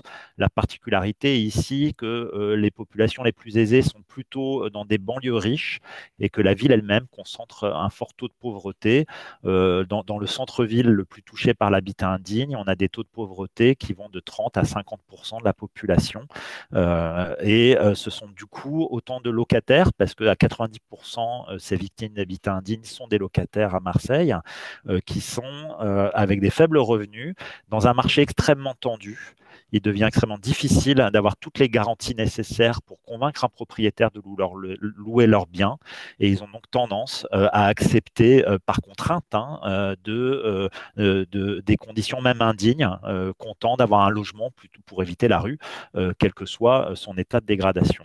En face, on a beaucoup de propriétaires, alors pas tellement des investisseurs institutionnels type banque assurance, plutôt des propriétaires qui possèdent 3-4 logements pour l'investissement locatif et qui ont cherché plutôt à maximiser le rendement locatif de court terme plutôt qu'une logique patrimoniale de long terme pour plusieurs raisons. La première, c'est qu'en fait, ils savent que vu la tension sur le marché immobilier, ils loueront leurs biens même s'ils ne font pas de travaux. Ça, c'est la première raison. Sur des niveaux de loyer à peu près similaires à un bien en bon état, c'est toujours étonnant, mais les taudis à Marseille se louent aussi cher que des logements confortables parce que le marché est extrêmement tendu. Et aucune régulation en face pendant des années parce que les pouvoirs publics étaient particulièrement absents de ce sujet. Donc ce drame a été un véritable électrochoc. Beaucoup d'associations d'habitants se sont créées, ont exigé des pouvoirs publics une réponse plus forte. Ça a beaucoup pesé dans la campagne aux dernières élections municipales et ça a amené à une réaction aussi forte des pouvoirs publics qui essayent du coup de résoudre ces problèmes. Alors comment? D'abord un volet incitatif qui a été renforcé pour inciter les propriétaires à faire des travaux, soit par des subventions, soit par des process de défiscalisation pour inciter à faire les travaux. En plus de ce volet incitatif, la ville de Marseille et donc ma direction ont développé un fort volet coercitif, répressif pour réguler le marché. Pour vous donner une idée, on reçoit à peu près 4000 signalements de Marseillais qui signalent la dégradation de leurs biens chaque année. Et c'est autant de visites de contrôle que mes services effectuent, à peu près 4000 par an. On a par exemple un service avec une vingtaine d'ingénieurs structures ou architectes qui se déplacent quand on leur signale un risque plutôt de sécurité structurelle ou électrique. On a une quinzaine d'inspecteurs de salubrité qui se déplacent quand on leur signale des risques pour la santé des occupants et qui font autant de visites, plus des prestataires en marché public à qui on peut sous-traiter aussi un certain nombre de ces contrôles. À l'issue de ces contrôles, on prend des actes pour obliger les propriétaires à faire les travaux. On leur laisse généralement des délais, ça dépend de l'urgence de la situation, pour réagir. Si à l'issue des délais, ils n'ont rien fait, on leur met soit des astreintes, des amendes, jusqu'à ce que les travaux soient faits, soit on fait les travaux à leur place et on leur refacture derrière. On prélève sur leurs revenus les montants des travaux qu'on a réalisés à leur place. Donc c'est là encore un nouveau service qui s'occupe de ça et de ce suivi des marchés auprès d'opérateurs de bâtiments pour faire d'entreprises du BTP pour faire ces travaux. Un dernier volet qu'il faut comprendre aussi, c'est que lorsque la situation, on l'estime, est trop dangereuse pour la sécurité ou la santé des occupants, il nous arrive d'évacuer les immeubles et donc d'interdire l'occupation des logements tant que les travaux ne sont pas faits. Dès qu'on prend un acte, les loyers déjà sont suspendus jusqu'à la réalisation des travaux, j'avais oublié de le dire. Et en plus, là, quand on évacue l'immeuble, en plus des loyers suspendus, on exige des propriétaires qui relogent les locataires jusqu'à la réalisation des travaux. S'ils ne le font pas, là encore, la ville reloge les gens à leur place et leur envoie les factures de l'hôtel ou du logement temporaire. Pour vous donner un ordre de grandeur, en ce moment, c'est à peu près 600 familles que mes services, donc là plutôt des travailleurs sociaux, suivent et hébergent avec l'aide de prestataires qui vont capter du logement temporaire ou des hôtels pour héberger donc près de 600 familles et donc on refacturera auprès des propriétaires. J'insiste sur le volet aussi accompagnement social, c'est toujours un drame pour ces familles d'avoir vécu pendant des années dans des logements extrêmement dangereux, donc des familles souvent très précaires socialement, mais c'est aussi un drame d'être évacué de son logement tout aussi dégradé qu'il était parce que d'un seul coup on perd ses habitudes de vie, parfois on laisse toutes ses affaires derrière quand il y a vraiment un risque d'effondrement imminent et malheureusement ça nous arrive souvent. Donc ça c'est le deuxième volet que mène la ville, ce volet répressif fort. Pour vous donner un ordre de grandeur aussi, en ce moment c'est à peu près 1500 immeubles, donc pas loin de 4-5 000 logements qui sont à différents stades des procédures qu'on a pris, soit en attente qu'on fasse des travaux, que les propriétaires fassent des travaux pour pouvoir réhabiliter ces biens. Donc c'est une action désormais extrêmement forte qui engage à peu près 100 agents à la ville de Marseille dans ma direction et près de 13 millions de budget annuel en plus pour soit l'hébergement, soit la réalisation des travaux. Donc chaque année, une action désormais répressive extrêmement forte pour réguler le marché. Mais ça ne suffit pas. Malgré toute cette action incitative et répressive, on sait qu'il faut aller plus loin. On a parfois des immeubles qui sont tellement complexes à réhabiliter pour les propriétaires qui n'y arrivent pas objectivement, qu'il n'y a qu'une maîtrise publique qui peut permettre de sortir de la situation. C'est le troisième volet qu'on met en place, c'est qu'on va jusqu'à l'expropriation d'un certain nombre d'immeubles quand vraiment les difficultés sont trop grandes et que c'est la seule solution. Donc là, c'est l'achat-expropriation, donc maîtrise publique de l'immeuble sur les cas les plus complexes, qui permet ensuite de faire des réhabilitations les plus exemplaires possibles pour montrer aussi que c'est possible et où derrière, l'engagement est pris de créer dans ces immeubles expropriés des logements sociaux, donc abordables pour les ménages à faible revenu, ce qui va nous permettre aussi, on espère à terme, en transformant ce parc privé indigne très cher en logements sociaux dignes et adaptés aux populations les plus pauvres, de desserrer aussi un peu les taux du marché immobilier extrêmement tendu pour les populations du centre-ville qui souhaitent continuer à y vivre. Voilà l'ensemble des actions très rapidement extrêmement fortes que la ville met en œuvre désormais sur Marseille. Thank you, Hans and Florent. Merci beaucoup à Hans et à Florent. Et j'ai personnellement une question de suivi à Hans. J'aimerais savoir si Eurofound a des plans pour l'avenir. Est-ce que vous comptez vous creuser plutôt cette question de l'exclusion du logement et du mal logement en Europe ou du logement indécent? Oui, Hans? Oui, on est en train de discuter de toutes ces problématiques et nous sommes en train de mettre la touche finale à notre programme de travail. Donc, je ne peux pas encore confirmer à 100% le contenu de ce programme de travail, ni vous dire exactement ce que nous comptons faire en tant qu'Eurofound dans ce domaine. Oui, merci beaucoup. En tout cas, merci. Merci beaucoup à Florent. C'est tout à fait impressionnant comme batterie de mesures, celles qui sont prises à Marseille. Et j'espère que un des messages du rapport est qu'il ne faut pas attendre les drames humains pour agir. Il faut vraiment tirer les leçons de ce qui s'est passé à Marseille. Il ne faut pas attendre le pire pour agir. Maintenant, je vous propose de nous concentrer sur le niveau européen. Nous avons deux intervenants concernant l'échelle européenne. Tout d'abord, Patricia Bezunato Barbarejo, qui est directrice générale de Family Diversity, donc diversité familiale, droits sociaux, etc., en Espagne. Elle s'exprime au nom de la présidence espagnole et elle va partager quelques considérations concernant les recommandations et surtout quelques informations sur les actions européennes en matière de lutte contre le sans-abrisme et l'exclusion du logement. Et puis, on donnera la parole à Michele Calandrino, qui travaille sur le sans-abrisme à la DG Emploi de la Commission européenne. Un grand merci à tous les deux d'être parmi nous cet après-midi.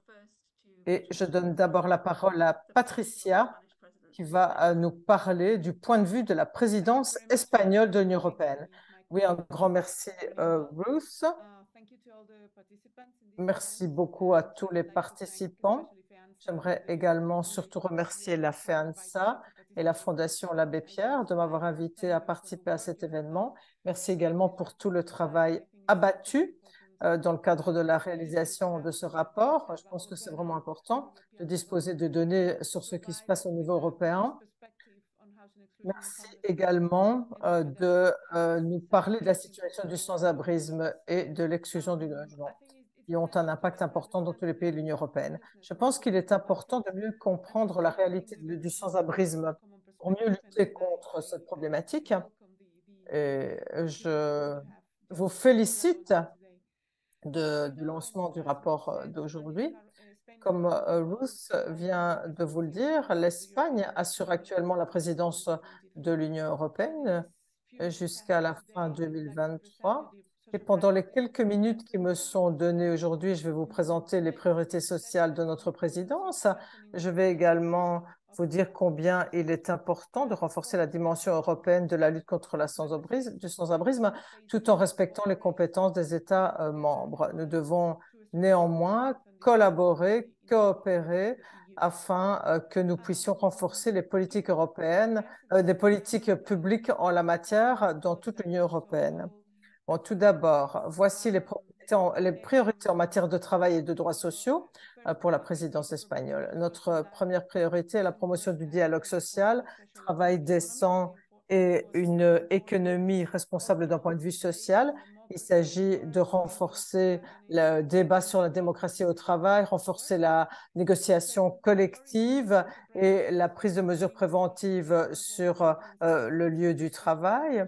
On veut également assurer la protection de tous les citoyens européens, notamment en garantissant un salaire minimum, une protection également pour les indépendants, mieux coordonner les droits en matière de sécurité sociale au niveau européen. Troisième priorité, promotion des droits via différentes initiatives. Tout d'abord, un instrument législatif ambitieux qui servira de cadre pour le travail en matière de handicap. Ensuite, mais également les services de soins et d'accompagnement, renforcement de la garantie jeune, renforcement des systèmes de protection de la jeunesse. Parmi nos priorités, on trouve également la garantie et la protection du droit au logement. Et ce thème est très important, surtout pour les groupes et les personnes vulnérables, par exemple la population rome au sein de l'Union européenne, mais également les personnes et les familles sans abri. Et nous trouvons qu'il est nécessaire de renforcer notre outil principal au niveau européen, c'est-à-dire la plateforme européenne de lutte contre le sans-abrisme. 2024, avec la présidence belge, sera un véritable tournant. Et d'ailleurs, nous collaborons avec la future présidence belge et j'y reviendrai plus tard dans mon intervention. Autre priorité, œuvrer en faveur d'une Europe féministe, œuvrer en matière d'égalité entre les hommes et les femmes, lutte contre toutes les formes de discrimination et de violence à l'encontre des femmes, partage des tâches en matière de garde d'enfants. Et nous souhaitons également nous attaquer à certaines spécificités du sans-abrisme des femmes, par exemple, qui parfois fait que les femmes perdent leur emploi ou ne peuvent pas accéder au marché de l'emploi parce qu'elles sont en situation de sans-abrisme. Comme on l'a dit précédemment, la conférence de haut niveau qui a eu lieu à Lisbonne dans le cadre de la présidence portugaise en juin 2021 a permis de confirmer l'engagement des États membres en matière de lutte contre le sans-abrisme. On a également lancé un outil de coopération essentiel, c'est-à-dire la plateforme européenne de lutte contre le sans-abrisme. Les États signataires sont en effet engagés à travailler ensemble dans le cadre de la plateforme. Ils se sont engagés à mener des actions dans le respect de leurs compétences respectives et ce, pour atteindre les objectifs fixés dans cette déclaration de Lisbonne. 2 ans se sont écoulés depuis cette réunion à Lisbonne. Bientôt, il y aura également des élections européennes et la présidence espagnole souhaiterait également renforcer les engagements pris dans le cadre de cet accord. On envisage également une déclaration de lutte contre le sans-abrisme qui viserait à renforcer les objectifs fixés à Lisbonne. La semaine prochaine, nous allons également pouvoir discuter de toutes ces questions, de toutes ces problématiques fondamentales qu'on a abordées aujourd'hui lors d'un événement qui s'appelle 2 ans après Lisbonne, le développement de politique européenne en matière de lutte contre le sans-abrisme. Et on pourra, dans ce cadre-là, présenter les conclusions du rapport que vous avez lancé aujourd'hui. Nous pensons que tout ce qui a été fait jusqu'à présent est un bon départ. L'époque était une bonne idée et il est vrai que nous devons améliorer cette plateforme européenne de lutte contre le sans-abrisme afin de partager les bonnes pratiques, d'apprendre les uns des autres, et nous devrions utiliser cette plateforme comme source d'inspiration pour la conception de politiques nationales. Merci à la présidence portugaise d'avoir pris le leadership et je pense que nous aurons besoin de la future commission pour que les politiques œuvrent à l'élimination du sans-abrisme.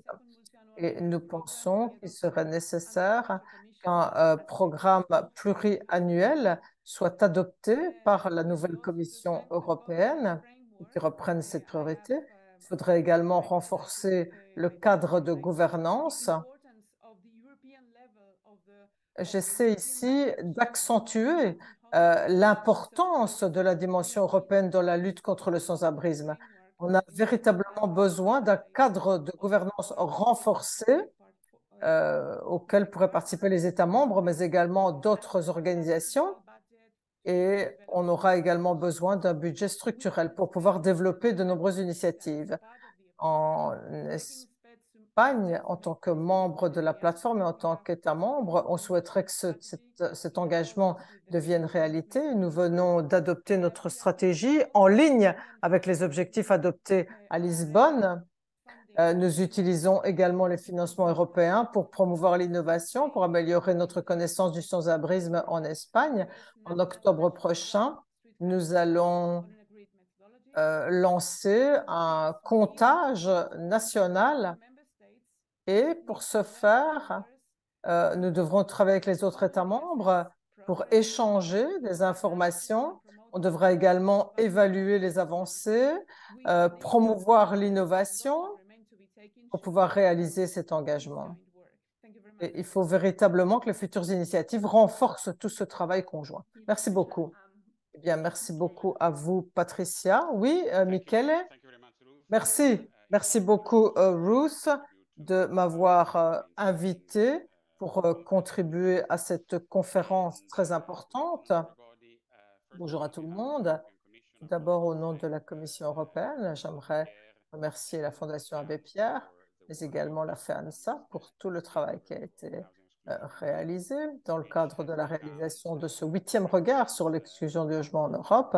C'est devenu véritablement le rapport de référence au niveau européen lorsqu'il s'agit d'aborder la question du sans-abrisme, que ce soit au niveau des données et des développements politiques dans ce domaine. Cela a déjà été souligné. La plateforme européenne de lutte contre le sans-abrisme est devenue l'initiative phare visant à s'attaquer aux différents défis du sans-abrisme. Le programme de travail se concentre sur 3 aspects: recueil de données, apprentissage mutuel et accès au financement. Et j'aimerais à ce stade partager quelques commentaires tout à fait pertinents dans le cadre du rapport dont on discute aujourd'hui. Tout d'abord, en ce qui concerne les données, ce qui m'a beaucoup intéressé dans ce qu'a dit le professeur Sullivan, c'est ce parcours, ce voyage de 30 ans qui nous a permis de rassembler des données de plus en plus fiables et on se félicite véritablement des efforts déployés par la FEANSA et la Fondation l'Abbé Pierre qui ont contribué aux avancées. Il est inacceptable que des personnes soient en situation de sans-abrisme.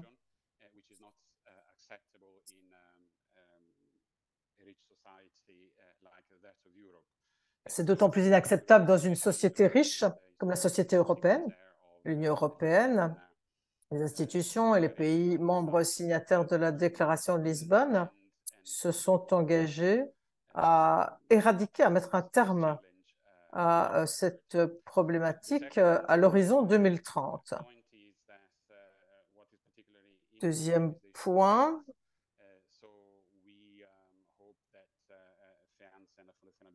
et nous espérons que la FEANSA et la Fondation l'Abbé Pierre pourront poursuivre ce travail à l'avenir. d'autant plus que maintenant vous disposez d'une méthode commune, d'une méthode convenue. Nous sommes conscients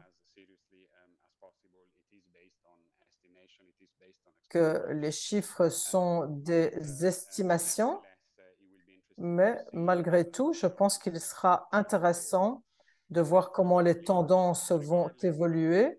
Ensuite, troisièmement, concernant les chiffres absolus,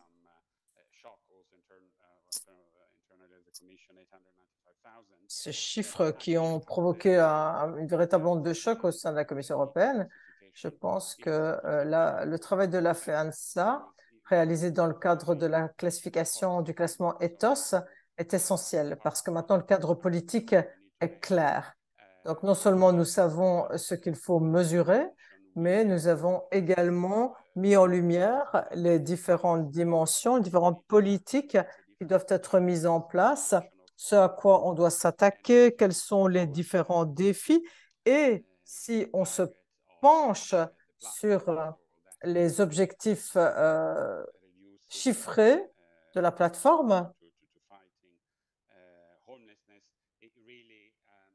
la réduction des chiffres du sans-abrisme, on voit qu'on s'attaque véritablement aux différentes dimensions qui présentent un niveau de gravité différent, parce que l'objectif est d'approcher de zéro, puisque c'est un mode de vie qu'on ne peut pas accepter. Et en ce qui concerne le logement temporaire, on souhaiterait le réduire et réduire toute cette problématique le plus vite possible.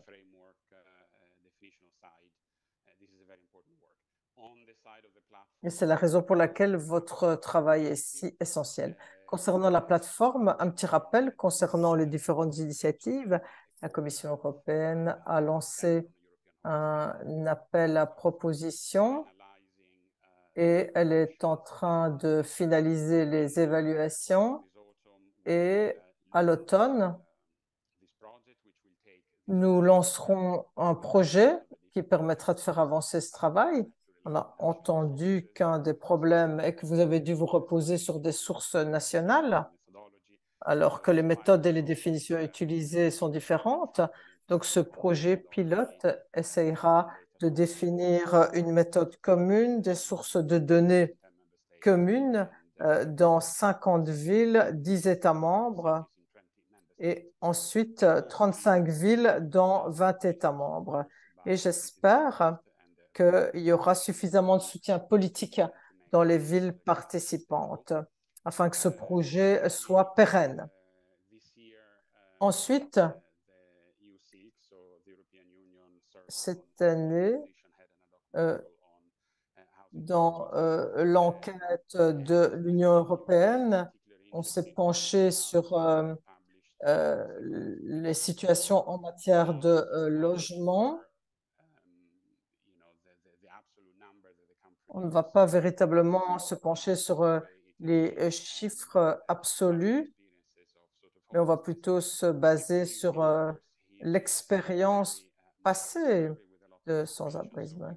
Donc, c'est vraiment une enquête très fouillée qui nous permettra d'essayer de bien analyser les caractéristiques et les dynamiques du phénomène du sans-abrisme. L'OCDE cartographie également la situation. Et puis, dernier point, il concerne la privation de logement qui était au cœur du rapport de cette année. Vous avez présenté une série de recommandations. Vous avez abordé l'aspect réglementaire et financier. Et en ce qui concerne le volet financier, la Commission européenne prend acte des recommandations que vous avez formulées et nous en tiendrons compte dans le cadre du travail de la plateforme. Ensuite, en ce qui concerne votre appel à financement, dans le cadre de la plateforme, nous avons lancé une collaboration avec la Banque de développement Un groupe de travail rassemblant les villes et les États membres a été constitué. Nous allons nous pencher sur les opportunités à saisir en matière de financement du logement et d'amélioration du parc immobilier actuel. Il s'agira également de développer toute une série de projets pour les années à venir. L'Union européenne travaille déjà d'arrache-pied. Je me rends compte que le temps passe vite, donc je ne vais pas trop m'appesantir, mais je vous rappelle quelques grands chiffres. Il y a un mécanisme de résilience, 15 milliards d'euros, notamment pour le logement social et infrastructure sociale. Puis, deuxième mécanisme de financement, politique de cohésion pour 2014-2020. 14 milliards d'euros ont été dépensés en matière d'amélioration de l'efficacité énergétique du logement. Et dans le cadre de la future période de programmation, la Commission a demandé aux États membres d'aller encore plus loin dans les efforts parce que auparavant, il n'y a que 5% qui devait être consacré au développement urbain, mais maintenant, ce sera davantage. Et enfin, on a InvestEU. Il y a le Fonds européen pour les investissements stratégiques et InvestEU qui lui succède. 743 millions ont été alloués pour soutenir le logement social. Le logement et le logement social. Et pour terminer, j'aimerais également souligner que les indicateurs qu'on vous a présentés aujourd'hui et qui figurent dans le rapport viennent du carnet de bord social, semestre européen. Le semestre européen, c'est jargon européen qui ne veut pas dire grand-chose, mais c'est un processus concernant la gouvernance économique et sociale qui est utilisé au premier semestre de chaque année. Donc, lors du premier semestre 2024, vous pourrez accéder au grand rapport de la Commission avec les données en matière de privation de logement, coût du logement, augmentation du coût du logement. Vous pourrez trouver verra probablement que malheureusement, certaines des tendances dégagées dans le rapport se confirment. Ces tendances risquent de s'aggraver dans certains États membres. Donc, gardez les yeux grands ouverts concernant ce rapport. Voilà, je m'arrête là.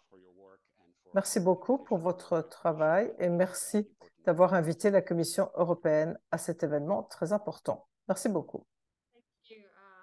Oui, merci. Merci beaucoup à Michele et à Patricia. Ce que je retiens de vos interventions, c'est que l'exclusion du logement et sans-abrisme figure à l'agenda de l'Union européenne et le rapport tel que le nôtre permet de combler les vides. On voit que de nombreuses actions politiques sont en cours, mais on peut faire bien davantage. Et très heureuse d'avoir entendu que la présidence espagnole soutient une capitalisation sur le travail qui a déjà été réalisé dans le cadre de la lutte contre le sans-abrisme et que les actions seront poursuivies après les élections de 2024. Donc merci beaucoup à tout le monde parce que on a pu entendre un large éventail de réactions. Je vois quelques questions dans l'onglet questions-réponses. Il y a une question qui s'adresse à Florent et qui concerne les aspects juridiques de son travail, de ce que vous avez dit concernant Marseille. Est-ce que les litiges sont un véritable obstacle et qu'attendez-vous comme évolution? Je ne sais pas si vous pouvez répondre, Florent, soit par écrit, soit oralement. Puis, on demande également dans quelle mesure il y a des données disponibles sur les logements adéquats pour les différentes minorités ethniques, surtout les populations roms. Je ne sais pas si Nicolas ou quelqu'un d'autre souhaite répondre dans l'espace de conversation ou peut-être les aborder dans leurs conclusions. Et je donne maintenant la parole à Freek qui va devoir, et c'est une tâche impossible, de tirer quelques conclusions de cette séance de 2 heures où on a échangé énormément d'informations. Freek, oui, merci. Est-ce qu'on m'entend bien? Ça va, pas de souci technique. Bon, je ne vais pas essayer de résumer ce qui s'est dit au cours des 2 dernières heures, mais si vous me le permettez, je vais tirer 4 grandes conclusions rapides. Bon, je pense que ce sont des recommandations qui ne reflètent pas le degré de détail du rapport, mais ça vaut néanmoins la peine de se rappeler. Tout d'abord, cette année, je pense que on a vraiment fait passer le message que le sans-abrisme est un problème pour tous les responsables politiques de tous les niveaux. Et en outre, c'est une problématique croissante dans la plupart des États membres de l'Union européenne et dans l'UE dans son ensemble. Et ce message se montre encore plus fort dans le cadre de cette édition, même si dans quelques pays comme la Finlande, le Danemark et l'Autriche, la situation s'améliore. Mais sur 1000 personnes, il y en a toujours 20 qui soit sont sans abri, soit doivent vivre dans un logement temporaire. Ce sont des personnes au sein de l'Union européenne ou au sein du Royaume-Uni. Donc, on ne peut pas négliger cette situation. Ça, c'est le premier rapport le premier message qu'on veut faire passer avec le rapport. Ensuite, deuxième message, le changement de nature du sans-abrisme ne peut pas être détaché des dynamiques existantes sur le marché du logement. Dans les précédents rapports, on a toujours établi un lien entre le sans-abrisme et les marchés du logement, parce que des marchés du logement dysfonctionnels produisent du sans-abrisme. Et on ne peut résoudre le sans-abrisme qu'en offrant un logement. Donc, ne séparons pas les dynamiques du marché des dynamiques du sans-abrisme. Et je ne dis pas que les changements dans les indicateurs sur le sans-abrisme sont liés directement au sans-abrisme, mais il y a toujours un lien, même indirect. Autre message, et j'espère qu'il apparaît dans le rapport également, on a besoin de davantage de politiques et de politiques de meilleure qualité visant l'éradication du sans-abrisme. Parce que je pense que gérer le sans-abrisme grâce à des centres d'accueil, ça date d'une autre époque, c'est totalement dépassé. Et puis, dernier point, il y a des raisons d'avoir de l'espoir pour l'avenir. Parce que c'est vrai que lorsqu'on entend les chiffres, on pourrait être découragé, mais il y a des raisons de garder l'espoir. Tout d'abord, parce qu'on sait ce qui marche. Lorsque je me suis lancée dans le secteur il y a 20 ans, il y avait beaucoup de données qui sont disponibles aujourd'hui et qui ne l'étaient pas à l'époque. C'est vrai pour l'offre de services et pour ceux qui les offrent, mais également pour les responsables politiques. Et puis, il y a également des pays qui ont engrangé des avancées, tels que la Finlande, mais il y a d'autres pays qui ont qui ont réussi plus récemment à diminuer le sans-abrisme. C'est le cas du Danemark et de l'Autriche. Donc, on voit que les chiffres diminuent grâce au fait que de bonnes politiques sont menées, justement parce que nous savons ce qui fonctionne. Et puis, troisième raison qui nous donne de l'espoir, ça s'inscrit dans le plus long terme, Mais l'Union européenne, il y a 2 ans, a considéré, il y a 2 ans, que la lutte contre le sans-abrisme faisait partie d'un des objectifs de la politique sociale. 27 États membres sont signataires à la plateforme européenne et ils se sont engagés via la déclaration de Lisbonne. Premier engagement, les États membres, y compris les institutions européennes, ont convenu de travailler ensemble sur le sans-abrisme au niveau européen. Dans le contexte politique actuel, ça ne doit pas être considéré comme acquis. Donc, c'est important. Et cela va faciliter le travail et va permettre à la plateforme européenne d'être ambitieuse.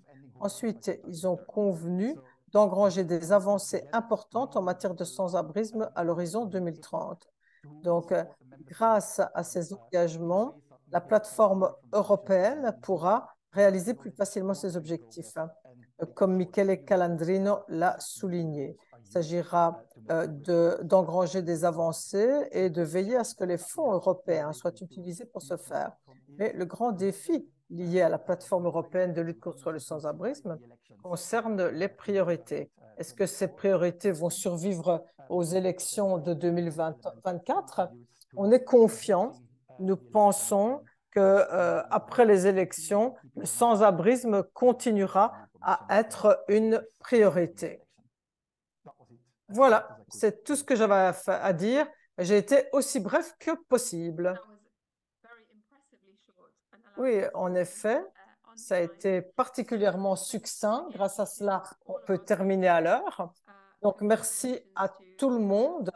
Félicitations à Nicolas, Sarah et Maria. Et n'hésitez pas à contacter à la fin de ça et la Fondation Abbé Pierre pour discuter du rapport et de la suite. Merci et bon après-midi.